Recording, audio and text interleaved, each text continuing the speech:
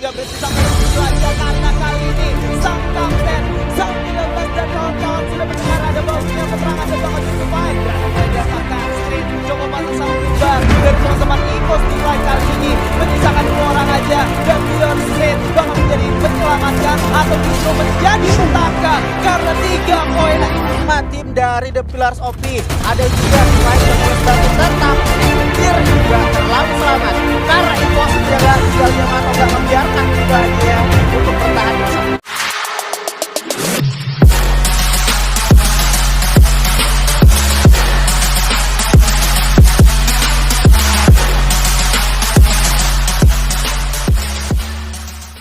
Satu round 1 Bermuda silakan. Siap bermuda tentunya. Udah bakal seru banget di mana-mana tuh juga tim yang lain udah pada menentukan drop point mereka. Karena terlihat kali ini pembagian untuk segi pesawatnya itu udah cukup adil. Dari sisi sebelah kiri dan kanan juga tentunya area Sentosa dan Mars Electric itu masih cukup kosong. Terlihat Blue Zone udah bakal dihuni juga kali ini. Dimana itu dari tim Bigetron Rosugo yang udah mulai siap lagi kali Bung Skyla. Yes, dimana kali ini sudah ada tembak-tembakan juga yang terjadi di daerah Clock Tower. Skybeams berhasil mendapatkan seorang Randy. Di kejauhan ada Mr. 05 sendiri yang sudah berhasil di pick off oleh seorang Ikal. 2 orang berhasil di pick off kali ini, menyisakan Kimis dan juga Mesdi. Udah ada satu penggunaan yang sangat baik dari segi Krono, menyisakan 1 orang aja. Apakah West Bandit akan menghilangkan lawannya? Dan tentu saja West Bandit dengan 4 poin eliminasinya berhasil memulangkan 1 tim pertama ke arah lobby kali ini Azuri. Ya sini Galaxio mungkin menurut gue terlalu berani untuk mengambil 1 kompon dan menabrak West Bandit di mana rumah mereka mungkin itu adalah Clock Tower untuk round pertama. Terlalu berani karena juga beresiko tinggi, tetapi walaupun mereka tusun di peringkat ke-12 mereka masih mendapatkan 1 poin eliminasi yang tentunya nggak kosong-kosong banget dan nggak rugi-rugi banget. Rugi dong Pak, ini posisi 12 1 poin eliminasi, rugi dong Pak. Iya sih, gimana sih Bapak nih? Seenggaknya ada poin Pak. Iya, seenggaknya ada poin sih, tapi tetap rugi menurut gua. Tapi kalau ngomongin masalah Clock Tower sendiri bukan masalah berani atau enggaknya, tapi gua rasa lebih ke engage di bagian early game-nya. Karena kalau ngomongin West Bandit sendiri emang mereka selalu gontok-gontokan di daerah Galaxio gitu. Dan menurut gua kelemahan dari kedua tim ini yang ada di kacamata gue lebih ke arah early fight-nya. Dan kali ini justru West Bandit bisa membuktikan kalau mereka bisa lebih unggul dari Galaxio. Bener banget. Mungkin nih kayaknya tim dari West Bandit sudah nonton roastingan dari Bapak Surya Dharma dan emang kayak membuktikan atau membangkitkan mentality mereka banget. Terbukti emang di awal mereka udah berhasil mempick off 1 tim dan bahkan mereka tuh kayak belum santai-santai banget kedatangan Bigetron Rosugo. Ya, dan kali ini Mai Putra juga sang kapten dari Bigetron Rosugo yang didatangkan dari tim The Pillars kali ini mulai langsung terkena down oleh seorang West Bandit Lexus Boy, tapi berhasil di follow up oleh seorang Pon kali ini, di mana Alpha bakal coba turun langsung ke daerah dari Factory ini. Dan teman-teman yang lain Skybeams dan kawan-kawan juga bakal coba menyelamatkan placement poinnya karena mereka tahu sedikit sulitnya untuk melakukan fight, khususnya mereka baru aja keteteran melawan teman-teman dari Galaxio. Galaxio ini kalau gue lihat juga untuk rotasi dari teman-teman Bigetron Rosugo itu kayak cepat banget, baru kelar meluting di area Blue Zone. Bahkan hitungannya ini belum 5 menit berjalan ya untuk round pertama, dan juga circle-nya baru aja kedengaran bakal menyusut.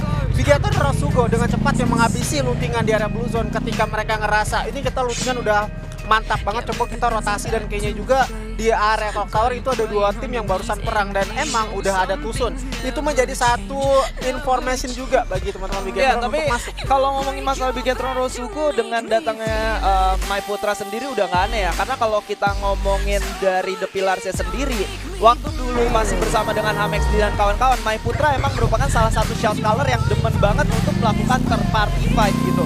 Nah, mereka turun di daerah hangar dan mereka udah tahu kalau misalkan di daerah Clock Tower itu biasanya ada yang gontok-gontokan. Jadi mereka meluting secukupnya aja. Ketika mereka udah yakin dan mereka udah melihat notifikasi kill, mereka yakin banget terdengarnya suara tembak-tembakan yang terjadi itu ada di daerah Clock Tower, Pak. Jadi akhirnya mereka memutuskan untuk langsung stick together ke arah sana dan coba mengusir dan coba dapetin resource yang udah dikumpulin sama teman-teman West Bandit. Jadi menurut gua ini bukan tanpa alasan, mereka sudah mempersiapkan dan mereka juga sudah memperhitungkan pergerakan-pergerakan mereka, Pak. Udah matang banget sih lebih tepatnya untuk segi pemikiran. Dan juga tadi gua sempet kayak ngeliat dari Givex itu santai untuk ngeluting di area CPR, dan emang CPR itu bener-bener kosong kayaknya, nggak ada tim yang bakalan ke sana. Yang seperti biasa gua ngeliat kayaknya di daerah Balesai atau Graveyard itu masih sedikit kosong dari rotasi EVOS. Bahkan sebelumnya juga dari EVOS si kapten mereka Sam Tertin udah keculik, dan juga setelah diculik tentunya masih bisa untuk melakukan reviving dengan penggunaan koin yang udah dikumpulkan. Apalagi mereka tentunya nggak bakal kosong-kosong banget, sama kayak tim The Pillars OP yang sekarang juga udah mulai santai. Tapi ini kayaknya dia ada di satu tempat yang cukup bagus sih, daerah mercusuar, serta juga Chelsea udah mega senjata baret yang menurut gue ini bagus dan worth it ketika digunakan sama tim The Pillars OP, apalagi di tangan Chelsea. Di atas ini tuh kayak gua keinget sama konten-konten yang ada di TikTok nggak sih? Yang apa ya, naik ke atas tower demi lompat ke bawah, karena itu ada fiturnya, Pak. Dan darah nggak kurang sekali. Dan darah nggak kurang sama sekali. Iya. Tapi kebetulan saya jarang juga menyaksikan hal seperti itu. Jadi Anda yang tahu. Tapi terima kasih untuk informasinya. Dan tentunya kalau ngomongin dari teman-teman TP sendiri masih kurang worth sih untuk langsung defense di daerah sana, karena resource yang mereka miliki belum terlalu banyak, Pak. Betul banget ya. Hitungannya mereka juga nggak terlalu aman sih ada di atas sana, dan kemungkinan circle juga ada di area mereka. Kalau ngomongin soal circle ini, gue ngeliat NXL udah bakal santai aja nih di area perbukitan dari daerah Kota Tua. Dan gue sedikit mengingat lagi di mana area sini mereka di day kemarin sempat membunuh tim dari arah RCD yang rotasi cepat ke arah sini. Barusan juga dari tim NXL ini melakukan skill clue, yang mana dari skill karakter ini bakal menginformasikan di area terdekatnya apakah ada musuh atau enggak. Dia tadi udah sempat notice juga bahwa ada Tang City. Gak sampai daripada itu, Tang City pun langsung juga menghindari fight di area situ. Lepasnya Tang City kedatangan SES, dimana emang rotasinya adalah rotasi dari SES. Dua tempat dikumpulkan dua tim kali ini, Bang. Yes, sementara itu dari kedua tim masih coba saling tembak dan mereka saling meng-knockdown satu sama lain. Dimana Jojo tadi juga berhasil didapatkan walaupun tidak bisa disecure, tapi kali ini ternyata zonanya berpihak banget ke teman-teman dari The Pillars yang bisa gue bilang mereka walaupun belum punya yang namanya resource yang cukup, tapi setidaknya mereka berada di tengah zona dan tinggal melakukan defending aja, Pak. Ya, defending kalau di sini menurut gue udah enak banget. Cerdiknya tim The Pillars OP adalah mereka mengamankan Hegroding. Bam, benar banget. Udah Borge langsung dapetin satu orang. Yang udah kita sadari juga tentunya area Hegroding gampang atau nikmat banget untuk ngatakin orang yang berada di bawah kita. Sudut pandang kita tuh emang bener-bener luas berada di atas sana.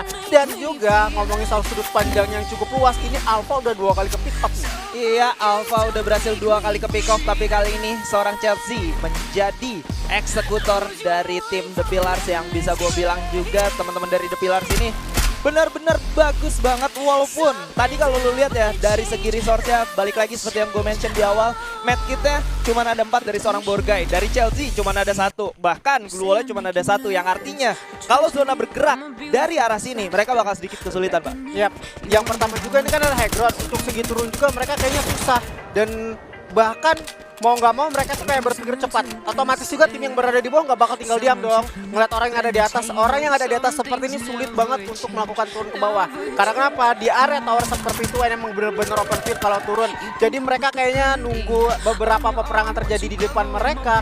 Mereka udah sadar kalau peperangan itu cukup dingin atau nggak ada terjadi lagi, baru mereka putuskan untuk turun ke bawah. Ya, itu dia mungkin sedikit cerita yang bisa kita bagi untuk skenario-skenario yang bisa terjadi untuk teman-teman dari The Pillars OP sendiri, yang dimana mereka sudah berhasil mendapatkan 1 kali buaya, tapi bakal kita tahan dulu karena bakal ada teman-teman dari Bigetron yang bertemu dengan Madura Prime Esports. Sudah ada lempar setup granat dari satu sama lain. Justin dari lain sisi berhasil di pick off oleh seorang Chelsea, sementara Danis dan kawan-kawan bakal coba menahan pergerakan teman-teman dari Bigetron yang coba masuk ke dalam zona selanjutnya. Ya, itu menurut gue rotasi dari Bigetron kayaknya harus cepat untuk berpindah sih, karena kalau kita terlalu lama nge-dev di sini tentunya kita resikonya kita bakal coba untuk kebokong. Karena terlihat juga tuh ya, Amora udah ada di bawah, Force-nya udah ada di kanan. kayaknya ini mereka bakal coba untuk mengurung pergerakan dari Bigetron, dan Bigetron juga nggak mau tinggal diam dong. Lu coba ngurung gua, malah gua pengen nge-counter lu gitu ya kan. Terlihat dari pembagian posisi dua-dua kali ini ternyata sebelah kanan juga Mai Putra dengan satu orang lagi bakal menggeber Skyla. Iya, di mana seorang Ford berhasil mendapatkan Amora. Kali ini Mai Putra bakal coba join to fight dari sebelah kanan, coba memberikan satu dorongan lebih lagi. Di mana Mai Putranya berhasil di-knockdown, tapi seorang Keong dengan double vektornya berhasil menukar killnya, bahkan mendapatkan 2 orang sekaligus, menyisakan 1 orang aja yang bakal menyelamatkan poinnya. Tapi nggak berhenti sampai di situ aja, karena kali ini sang kapten, sang 13 dan kawan-kawan sudah mendengar ada baunya peperangan dan bakal join to fight. Granat mulai dilemparkan. Street coba masa sang gluonya, 1 orang berhasil di pick off, yaitu seorang Mon, dan kali ini Street bakal maju ke depan. Tembakan demi tembakan dirasakan sang 13 menjadi orang pertama yang harus tumbang dari teman-teman EVOS Divide. Kali ini menyisakan 2 orang aja, dan Dion Street bakal menjadi penyelamatkah atau justru menjadi petaka, karena 3 poin eliminasi berhasil disecure oleh sang macan putih. Ini dia sang macan kita, kedatangan kapten Sam 13 yang udah kita rindukan juga gameplaynya. Langsung membuktikan bahwa tabrak-tabrak gaming itu udah langsung digunakan. Sempat gua lihat kayaknya belum ada semenit atau 30 detik peperangan yang cukup kelar antara Bigetron Rosugo dengan juga Apex. Barusan kelar, baru aja rata, belum terlalu lama untuk medikasi. Kedatangan EVOS. EVOS-nya juga kayak udah ngerasa banget ini timingnya tepat, langsung aja tabrakin walaupun kehilangan 1 orang. Mereka juga udah berhasil meluluh lantakan atau mengumpulkan 3 poin eliminasi tambahan. Dan di sini sudah ada sampel point titik kumpul daripada masing-masing player Skyla. Wow, di mana seorang Ika lagi dan lagi, 1 rekrutan baru yang langsung bersinar, berhasil mendapatkan 2 poin eliminasinya. GPX harus kehilangan sang kapten Justin. Sementara itu zona ketiga bakal berjalan menuju ke arah zona keempat dan masih bertitik di daerah jembatan sampai ke Pochinok. Yap, ini masih menjadi keuntungan besar bagi teman-teman The Pillars of P yang dari awal mereka ngecamp di area mercusuar sana.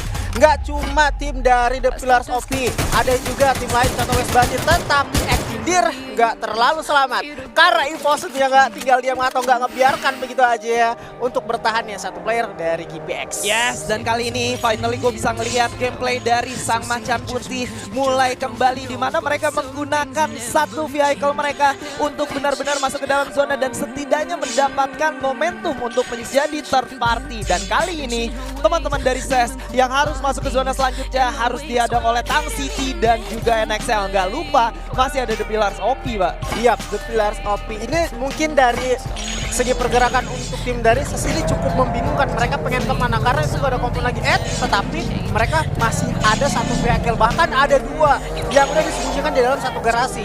Tentunya mereka bisa masuk, cuma yang harus mereka pertimbangkan kita pengen masuk ke arah mana, karena di depan kita tuh sama-sama udah ada 2 tim yang lain juga yang ngecamp. Dari atas ada Tang City, depan ada The Pillars OP dan juga NXL. Pengen ke perumputan kiri sulit, dan bahkan juga udah ada 1 pairing menggunakan baret dari Iris yang bakal mengujikan. SES masih coba untuk mencari momentum. SES masih coba untuk mencari momentum masuk ke dalam zona selanjutnya, tidak mau terlalu terburu-buru. Mereka juga masih punya vehicle yang bisa mereka gunakan, tapi di lain sisi teman-teman dari EVOS Divine ternyata harus sedikit kesulitan karena memang harus ada 2 orang yang sudah terpick off lagi dan lagi oleh seorang Ikal. Dan kali ini hujan granat mulai dirasakan oleh teman-teman dari SES, tapi Miserino berhasil meng-knockdown seorang Dava dari kejauhan. Tembakan demi tembakan, peluru panas juga sudah mulai dirasakan, dan kali ini SES harus sedikit kebingungan dan kehilangan resource yang sudah mereka kumpulkan. Yap, kalau ngomongin soal kehilangan resource dari segi peluru dulu ya, tim dari SES kayaknya nggak terlalu banyak untuk menghabiskan peluru, tetapi medkitnya yang harus dikuras banyak. Blue Wall juga sama, berbeda dengan tim dari Tang City yang dari tadi terus nge-secure menggunakan persediaan senjata yang ada dari granat, bahkan Blue Wall, serta juga peluru yang tentunya harus banyak dikeluarkan. Beberapa kali sempat coba untuk ke pick off, tetapi di revive kembali. Bahkan kali ini Jojo untuk di revive pun susah. Tim dari SES memikirkan lagi kita mesti gimana, tabrak atau enggak. Dan bahkan juga si Bocil itu udah kokang granat, gede lebih tepatnya. Yes, sudah kokang granatnya dan sudah mulai melakukan satu komitmen untuk coba naik ke daerah atas, dan di sini harus lebih hati-hati lagi. Di lain sisi, GPX harus ditumbangkan oleh teman-teman dari First Riders di posisi ke-9. Darkol lagi dan lagi berhasil mempick off seorang Borgais walaupun nggak bisa langsung di end, Mbak. Ya nggak bisa, dan karena mungkin untuk segi posisi juga sulit untuk di pick up ya, apalagi masih ada backup fire, apalagi Granat sudah dilemparkan, seorang dapat berhasil ditumbangkan. Bocil juga berhasil mendapatkan satu orang, dan Bocil tidak sadar bahwa di luar zona masih ada yang coba menembak ke arah dia. 2 lawan 2, Xjoy dan kawan-kawan harus melawan Kedai. Sudah mulai ditataki dan ternyata Tang City harus pulang ke arah lobby terlebih dahulu di sini. Ya, Tang City tidak menyadari kehadiran dari mereka sadar ketika si Dapa ke pick up sama granat cukup telat dan lambat. Bahkan juga sempat untuk melakukan pembalasan atau serangan balik. Serangan baliknya pun kayaknya nggak terlalu memberikan pressure yang berlebih, karena dari sisi lain juga itu ada tim lain NXL tadi sempat untuk jatuh fake, apalagi West Bandit terus mengujankan juga, sama seperti Liberian Tabor yang kalau kita lihat di area yang sama 3 tim Bung Stella. Ada 3 tim yang bakal berebut komponnya, tapi di lain sisi ada Elysia yang berhasil di pick off oleh seorang Souza dari tim First Riders, bakal menahan pergerakan dari 2 tim sekaligus, yaitu West Bandit dan juga lawannya. Sementara itu Bion berhasil mendapatkan Amerta dan juga Frust, tapi sayang di lain sisi harus ditukar oleh granat yang cukup baik. Lozi berhasil mendapatkan seorang Chelsea dan juga Borgais, coba membagi visionnya, dan First Riders masih cukup kuat untuk bertahan kali ini. Azuri, ya, bertahan di dalam satu kompon yang menurut gua itu cukup sulit, karena bergerak masuk pun susah juga. Tapi tadi Ipos Bion berhasil mempick up 3 orang dan belum sempat untuk KN dari Rebellion Tabor. Lemparkan lagi granatnya, namun Sub-13, bukan Sub-13 lebih tepatnya 05 gua terfokus Sub-13. Aduh, kepalanya copot, Pak. Kepalanya harus benar-benar copot karena kali ini First Riders benar-benar lagi ada di peak performance ya, dengan poin eliminasi yang cukup banyak. Kedai coba membakar satu granat yang sudah disiapkan, dilemparkan ke arah depan walaupun masih belum mendapatkan apa-apa, dan kali ini 16 menit yang sudah berjalan, 5 tim dan juga 9 orang yang survive bakal memperebutkan siapa yang akan mendapatkan buyanya. 9 poin eliminasi oleh teman-teman dari First Riders. Sesal Maing harus cukup puas di posisi ke-5. Souza berhasil mendapatkan RB yang Mr. Home kali ini, dilemparkan lagi ke arah depan, digigit oleh IC Grenade juga, tapi Darkol nggak mau tinggal diam, coba untuk masuk ke daerah pertahanan lawan, langsung dimasukkan oleh seorang Lozi, dan itu dia akhir dari RBL. Menyisakan 2 tim aja, 4 orang dari teman-teman First Riders. Bion apakah cukup kuat? Tapi ternyata tidak, dan ini adalah buya untuk First Riders Eclipse. Gua ngelihat kayaknya rekrutmen atau pengambilan player yang tepat kayaknya dari tim First Riders